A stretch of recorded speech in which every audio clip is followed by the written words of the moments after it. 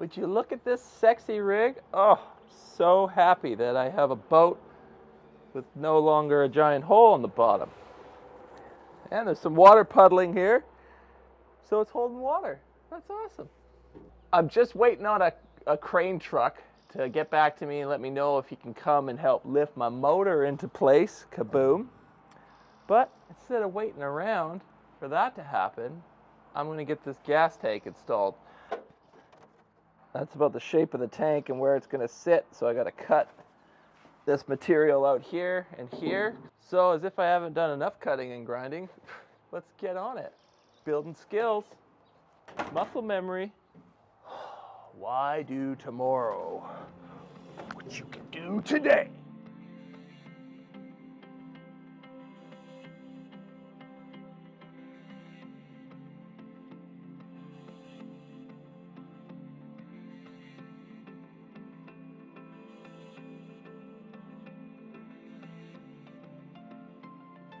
Check it out!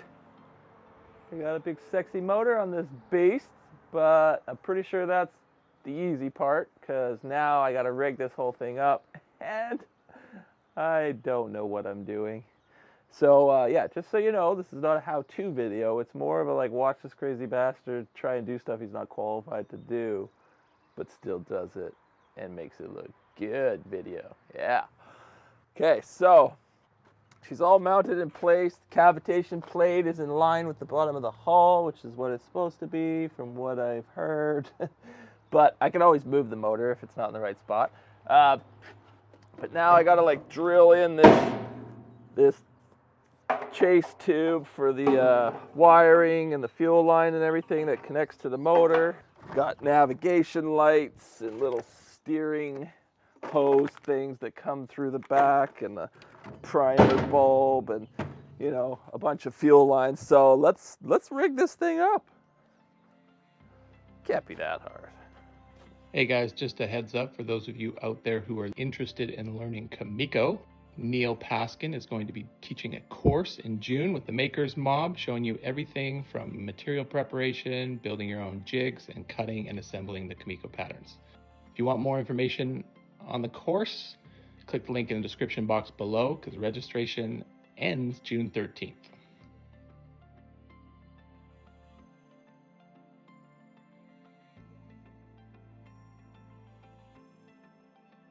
Thankfully, I have been able to watch a professional marine mechanic set up a boat for me recently, the boat that I sold to get this boat. So I asked a lot of questions and I got some tips from him. And you know, so the one thing I know is like, you don't want to put the rigging tube on the side of the transom where it attaches to the motor, because then it's like, it's all coiled up trying to get in there, and you're not supposed to have tight turns and radiuses. So you want to put it on the kind of the opposite side of the motor, so you can kind of get more of a gentle bend to it, and then when the motor comes up, it's not like kinking and bending your lines and wires and that sort of stuff. So you kind of want to have as gentle a curve as possible to get to your motor. So I'm going to go a little lower here to come in underneath the deck. Yeah, sorry if my fat ass is showing.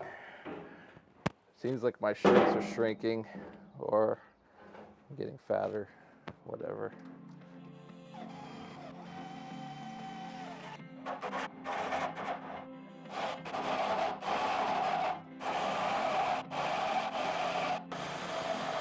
Oh yeah! Oh man, I was wondering why that was taking so long. That's like 3/8 plate right there. That's a thick plate. All right, and then this little tubey goes in here, and we put some screws in there. Look at that, professional.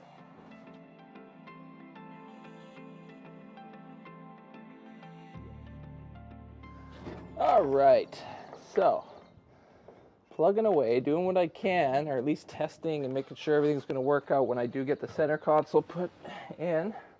So I bought 10 feet of fuel line. Probably could have done with 5 and saved myself a bunch of money.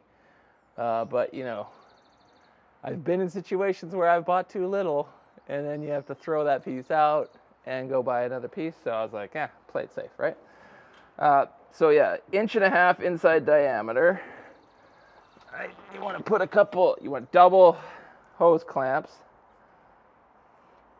When it comes to fuel lines, you just always do 2. It's kind of industry standard. The console is going to be right above this. So I want this fuel line to be right on the edge of the inside of the console, and then I'm going to have a gas port on the front of the console,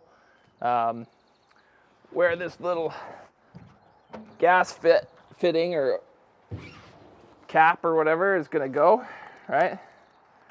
So I'm going to have to put it on a 45 kind of to account for, like, this stuff isn't, it's pretty flexible actually, but that's going to be on the front of the console kind of like that. So yeah, I bought twice as much gas line as I needed, but hey.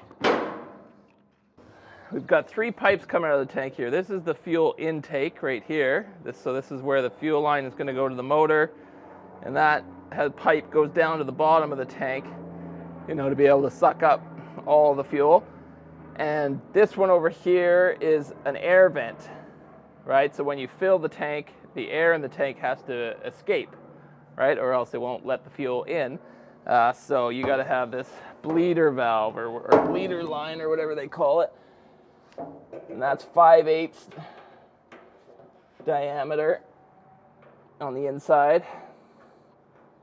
Double hose clamp that.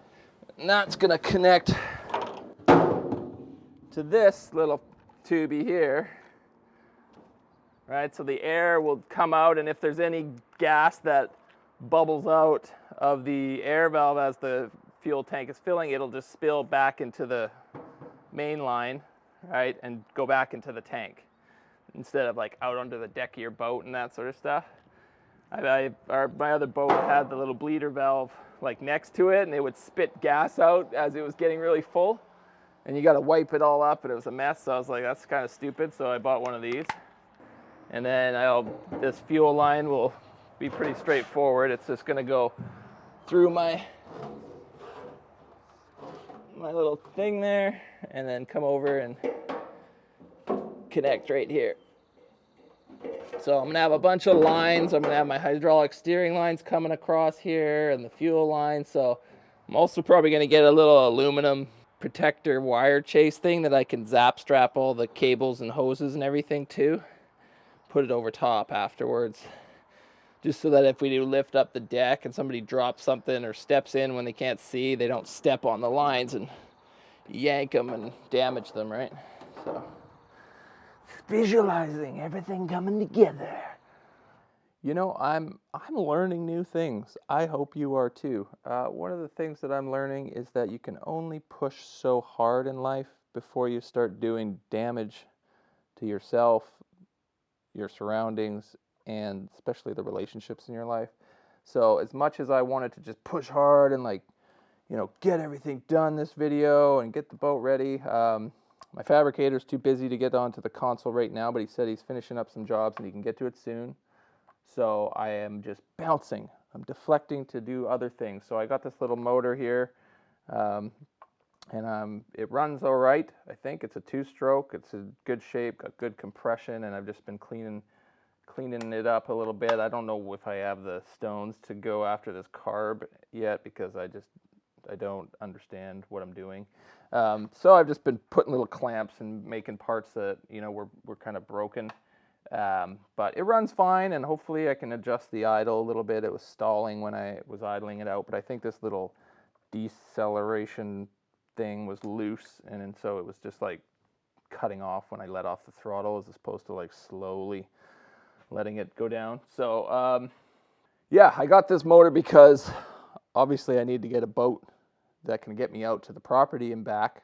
So I got a little 14-foot tinny.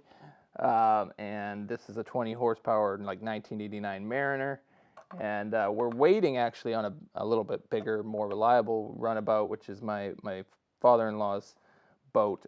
He passed away of a heart attack a couple months ago, and we had such great memories on that boat that my wife and I wanted to buy it off my mother-in-law just to keep it in the family, but it has to kind of get imported from Seattle to here, and so it's going to take some time.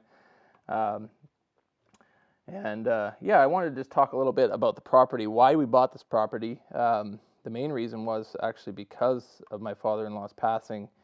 Um, he was a truly great man, and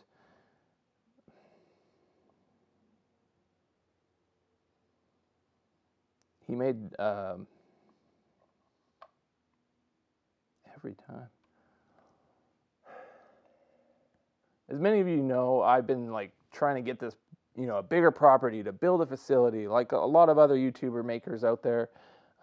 Be able to do in-house classes and have people, come and learn woodworking with them. And this whole situation with what's going on in the world right now and the pandemic, I kind of realized, like, man, do I really want to invest, the next 5 or 10 years of my life slaving away to try and, buy a property and build a big woodworking facility when I'm really not even guaranteed the next 5 or 10 years. And I'm not even guaranteed that would work, especially with, the government shutting everybody's businesses down. So it's kind of perfect timing in a tragic way that we realized that, buying a little property where we can actually get away and I can build there and I can build my dreams there. Even though it's a different kind of dream. It's, a smaller cabin and just a place for my family to go and, hopefully be able to do some workshops and have people come out and help me on that property as well. But my father-in-law and mother-in-law, they bought a recreational property when their kids were really young, and my wife said it was, the best memories that she has were out at their cabin. And yeah, I realized that, my kids are the most important thing, my family and my wife and my kids. And it's like, I want to spend as much time and make as many memories with my family and shape my children into better human beings before I tackle, teaching, the rest of the world and other people, woodworking and all these sorts of stuff. So I've definitely had a priority shift, and so that's the reason why we bought this property, is because I just saw it as a new adventure that I can do with my family and my children and teach them, and more importantly, just spend a lot of quality time together. So I know there's some people watching this who are probably pretty driven, go-getter type people like myself. And, I encourage you to just really examine what your priorities are in this life and understand that we're not guaranteed 80, 90 years or whatever in this life. We're really not guaranteed anything except for right now, the now. And so, if you're having meltdowns mentally because of everything that's going on in the world, maybe just really change your priorities and follow your passions in a new way and open your mind up to, other options, as opposed to just spinning your wheels and trying to force your will, towards whatever goal it is that you have. Just ask yourself, is that really going to bring me happiness and peace and joy?